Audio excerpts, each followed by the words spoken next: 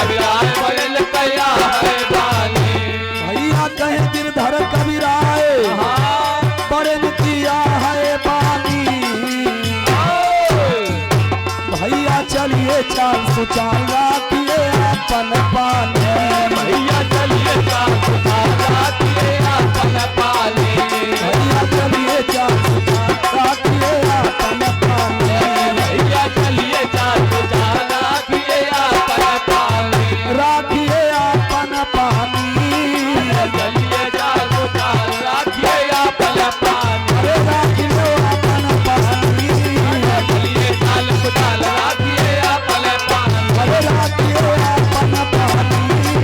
चलिए 404 राखिए अपन पानी।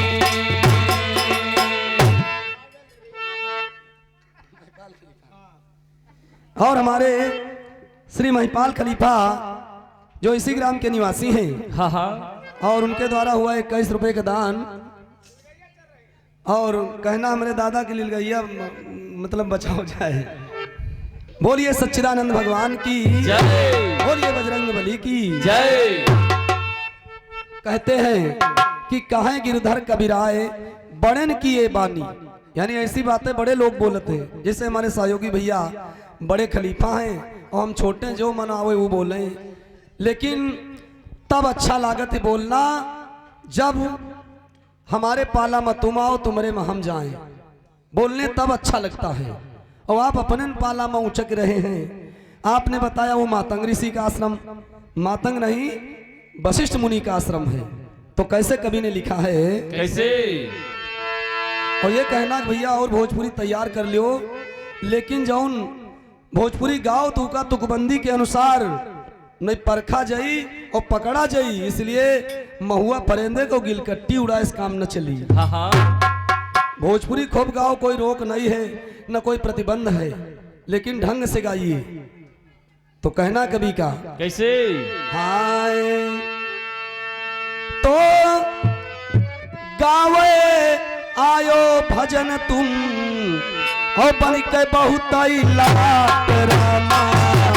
बहुत लाट रामा, लाट रामा, बन के बहुत लाट रामा, बहुत लाट रामा, बन के बहुत लाट रामा। कहा गया, यानी जिस हिसाब से हमारे भैया का भाव है तो उसे पहले से मालूम पर तैयारी करके आ रहा है कि जाते जात इनका जो है पीठ लगा दिए कहे। और हमारे रमेश भैया जी चूड़ामनपुरा निवासी हैं, 51 रुपए का पुरस्कार बोलिए हनुमंत लाल की जय। लेकिन कहना है हाँ कि हाँ। पीठ जाते जाते न लागी, कुछ मेहनत करियो तो भले लागे। वो गुड़ ना जो चींटा खा जाए। तो कहना है कवि का गाँव आयो भजन तुम अपन के बहुत अरे दही के सुबह में चूना न खायो और नहीं गल पर जई है फाटी रामा। पर गई है फाटी रामा, पर गई है फाटी रामा, गल पर जई है फाटी रामा। पर गई है फाटी रामा। तो देखिए प्रसंग पर चलते हैं कि दही के चक्कर में चूना नहीं खाना चाहिए। पहले जो है उनका चेक करे चाहिए कि दही आए कि चूना आए, और इन्होंने चेक नहीं किया, वो खाए के जो है मुंह फैला दी। हाँ हाँ। तो कहना कवि का कैसे? प्रसंग पर चलते हैं। जैसे इन्होंने हमारे भैया ने गाया, हमने प्रयास किया, इन्होंने कहा नहीं वो प्रसंग नहीं है, लेकिन हमने जो प्रसंग दिया उसमें हमारे भैया जी की पहुंच नहीं हुई। तो वहीं से कहना इसी प्रसंग पे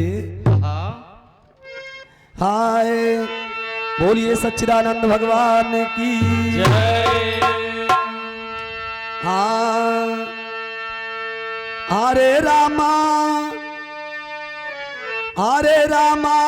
पूछ रहे माही पाल मुनि जी बतलाई पूछ रहे माही पाल मुनि की बतलाई।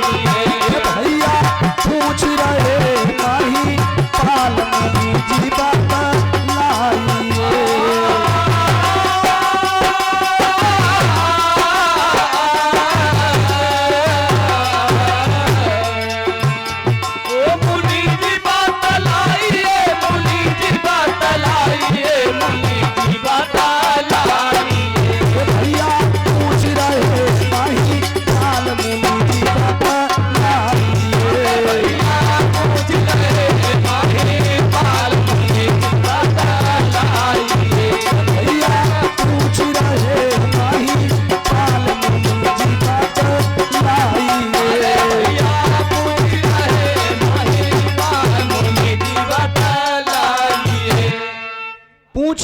महिपाल, यानी राजा कीर्तिमान पूछ रहे हैं हाँ हाँ कि बताइए मुनिवर, क्योंकि जब उन शिष्यों से भेंट हुई तो उनसे कहा आप कौन हैं, तो उन्होंने कहा हम महर्षि वशिष्ठ जी के शिष्य हैं और ये आश्रम हमारे गुरु वशिष्ठ जी का है।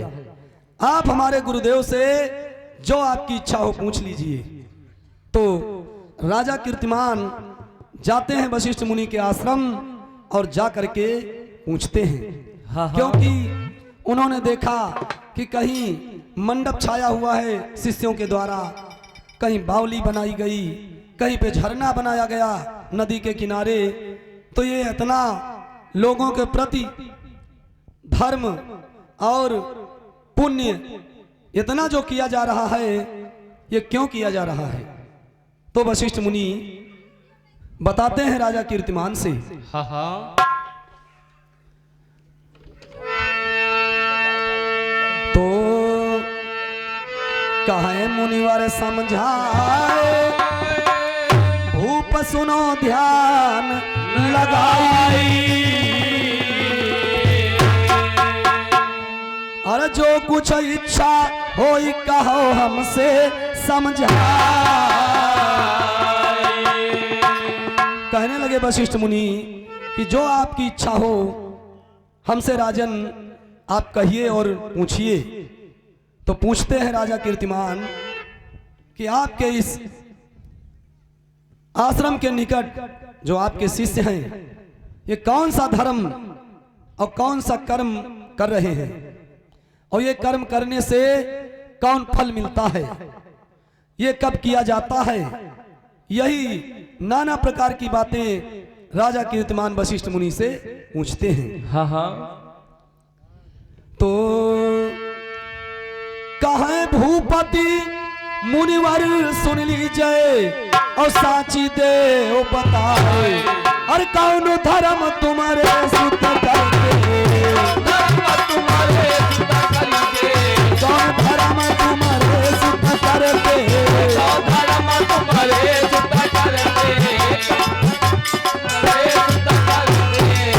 कि अब तो साच कहो बतलाए, कि अब तो साच दे ओ बताए, मुनि बतलाए रामा, कि अब तो साच कहो समझाए, जी बतलाए रे रामा, अब तो समझाए, जी बतलाए रे रामा, अब तो पूछ रहे भाई काले।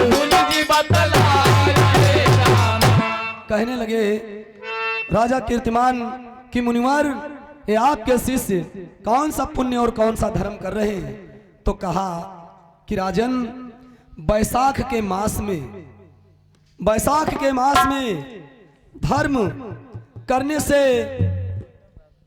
जो फल मिलता है, तो मनुष्य मर करके यमपुरी को नहीं जाता है। अगर बैसाख के महीने में ये धर्म किया जाए और पुण्य किया जाए। तो जब राजा कीर्तिमान ये बात सुने तो वशिष्ठ मुनि से कहते हैं कि मुनिवर, आपके द्वारा हमको ये ज्ञात हुआ, अब हम भी यही धर्म करेंगे।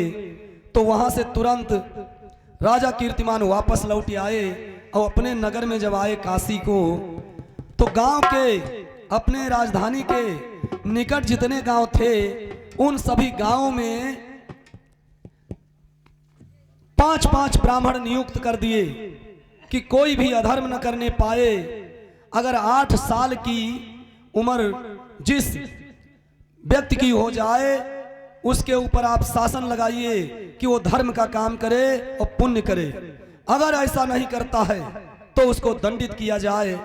एक एक उच्च अधिकारी लगा दिया कि जो सबको दंड दे सके अगर धर्म का काम न करे। जब यही लागू कर दिया कीर्तिमान राजा ने, तो काशी नगरी में, उनके आसपास गांवों में इतना धर्म होने लगा, इतना पुण्य होने लगा कि लोग जब मरे तो यमपुरी को नहीं जाते हैं। यमपुरी को जब कोई नहीं जाता है, यमपुरी खाली हो गई। यमराज लोग मार इधर उधर तलमलाएं, क्योंकि कहूं पर किसी का काम जब एकदम रुक जाए, यमपुरी में कोई मर के नहीं जाए तो यमराज लोग सोचे अब कोई मरत नहीं है, और मरत है तो हमारे यहाँ आवत क्यों नहीं है, हम लोगों का रोजगार सब चौपट हो गया, क्योंकि उनका काम धंधा सब चौपट हो गया। सब लोग परम धाम को जाने लगे। विष्णु भगवान के जब भक्त ज्यादा बनने लगे तो विष्णु भक्त होने के कारण जो भी प्राणी मरता है, जो भी पुरुष मरता है, सीधे परम धाम जाने लगे। तो यमपुरी जब सुनी हो गई तो यमराज लोग चल देते हैं, और चल करके कहाँ गए, ब्रह्मा जी के पास। ब्रह्मा जी के पास गए यमराज, और ब्रह्मा जी के पास जा करके अपनी सारी समस्या बताते हैं। तो ब्रह्मा जी कहने लगे भाई हमरे बस की बात नहीं है आपकी समस्या का समाधान। तो देखिए उसी समय ब्रह्मा जी के पास और एक पुरुष आया, तो यमराज लोग ब्रह्मा जी से पूछते हैं कि ब्रह्मा जी अगर आप नहीं बता सकते हैं तो और हमारी समस्या का समाधान कहां हो सकता है, आप बताइए। तो समय देखिए समाप्त हो रहा है, इसलिए इसी जगह से वाणी का विराम है कि ब्रह्मा जी से पूछते हैं कि आपके पास जो आया हुआ पुरुष ये आप के द्वारा बता सकता है या कहीं और हमको जाना होगा। तो देखिए ब्रह्मा जी क्या बताते हैं, इसी जगह से वाणी का विराम है। तो कहना चलते चलाते कटपीस का नमूना।